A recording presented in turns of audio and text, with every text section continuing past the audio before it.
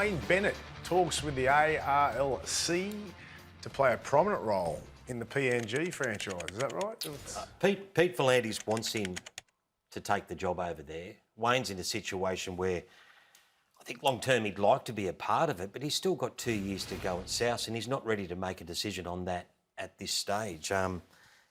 There's no question he'll want to help out.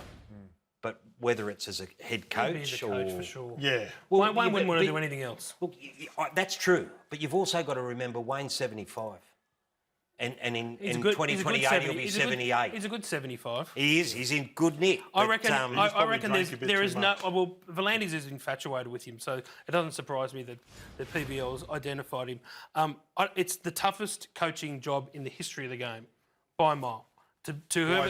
Because of the logistics of it, where it's going to be, trying to keep that team focused and safe.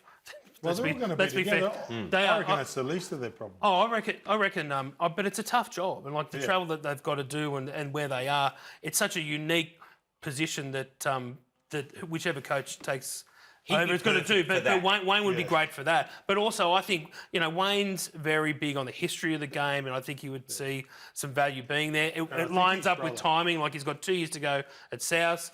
PNG come in 28. I reckon. I don't think, apart from Craig Bellamy, I don't think any other coach could do it. I guess the other problem with talking about it now is the fact that he does have 2 years to go at South Sydney, and he's there to achieve something right now. Do you reckon he'll walk out on a contract? No, I don't think he will, Gordy, but I think that he truly doesn't want to let this... So he's never done it before? Well, you know the story. Hey, listen, all I know that his brother coached the Kummels, and I reckon there's a connection there. And I reckon that if Peter V'landys wants him, I think there's a massive chance for Wayne to come. He wants to be a part of it, but he also he's got a job to do right now, and that's South Sydney. Yeah, a big job. And he's got a big job, but he's got 2 years to almost, in a part, leave his legacy again. How will South be with that? Well, Blake Solly's on the record He definitely hasn't agreed to anything. No, not at all. But they definitely sounded him out. They want him to take the job. That's right. This has been around for quite a while, actually. Yeah. And I think a lot of people have been joining the dots. But as I said, I don't think anyone else can really do it better than Wayne. And I'd be surprised if he's not there. He's one out, one back, isn't he? Well, really, it sets up perfect for him. It does. There's no... And if V'landys wants him and he wants the job, then... And he'll be the captain. It'll be the biggest secret after DCE not going to Is he on the Roosters? And also, Wayne likes his cash. There's $600 million on the table of taxpayer money, so he'll like a little bit of a chunk of that. All roads lead to PNG. Half his luck. He's already there, I think. PNG revealed their new board today, and Ray Dibb is the chairman. Webby, you're not a fan? I like Ray, but I'm surprised. To me, it smacks of jobs for the boys a little bit. I think... for rugby league fans that don't know him, what did he do before He was a Canterbury chairman for years, but he was also overthrown at board elections. He was the one who got rid of Des, and then the club had to pay Des out. There's a guy on that board called Richard Pegham who is a racehorse owner.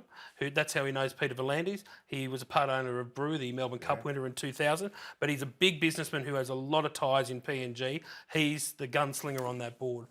Yeah, it's a good question, Luke, and it's one many people are asking because that was a significant day yesterday in the growth of that expansion club. They confirmed its board, they confirmed its chairman, but now quite quickly the next move is to who will head it up in a football sense, who will coach this expansion side. Well, Wayne Bennett significantly has raised his hand and said he is interested. The NRL are certainly party to any way of Wayne Bennett coming on board because of his incredible experience. He's done it before with the Dolphins, of course, in a godfather role in the setup and then coaching them in those early seasons. To have him linked to that expansion team is a huge shot in the arm. But we're a long way off it because he's currently contracted. He is the head coach of the South Sydney Rabbitohs and is for the next 2 years. Now, PNG are scheduled to come in 2028, but any incoming coach would have to have a significant runway to be in place, to have his team set up, ready to go. And for that to happen, Wayne Bennett would have to break a contract with South Sydney. These were the thoughts of Andrew Abdo on that. It is something that is incredibly important because it's a new team and establishing the right culture in that team and getting the right coach is obviously one of the key roles. And obviously there are lots of discussions happening with a lot of interested people, but nothing's been decided. And when the Commission makes their choice in their selection, we'll be talking about another key milestone in a project that we're all extremely excited about. We were in Papua New Guinea yesterday, and it's really getting tangible now, both the excitement and the progress. And we had a number of meetings that were really promising. We looked at a number of different places that would be suitable for the Centre of Excellence, that would be suitable for the village, for the team. And it's, you know, you can, from the Prime Minister down to the fans, you can really feel the excitement and the passion that he's building ahead of 2028.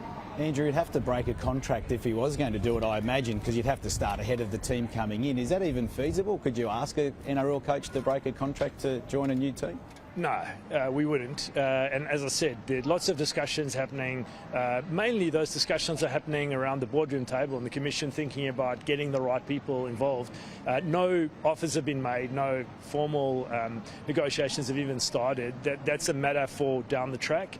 Yesterday was a big day for us. We announced the board, and it is a very strong and diversified board.